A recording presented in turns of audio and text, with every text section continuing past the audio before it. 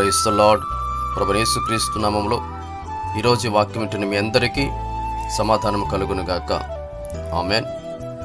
యోబు గ్రంథము 8వ అధ్యాయము 7వ వచనం నుంచి ఈ వాక్యం చదువుకుందామండి. నీవు మహాభివృద్ధి పొందుదువు అనే వాక్యాన్ని ఈరోజు మనం చూస్తున్నామండి.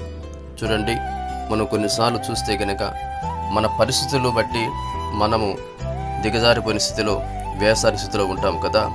అయితే దేవాది దేవుడి నీతో వాగ్దానం చేస్తున్నాడు, ఖచ్చితంగా నీవు అభివృద్ధి పొందుతావు అనే మాట మనం చూస్తున్నామండి. అవునండి, యోబులో మనం చూస్తే గనక ఆయన కొన్ని శ్రమలను బట్టి, ఆయన కొన్ని కష్టాలను బట్టి మనం చూస్తే అభివృద్ధి నుంచి మహా అభివృద్ధి కలిగించిన రీతిగా, అంటే రెండింతల ఆశీర్వాదం పొందుకున్నటువంటి వ్యక్తిగా యోబును మనం చూస్తున్నామండి.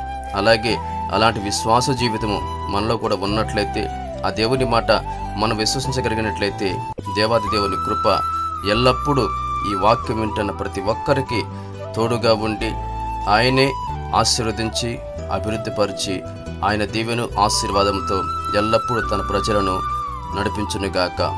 ఆమేన్.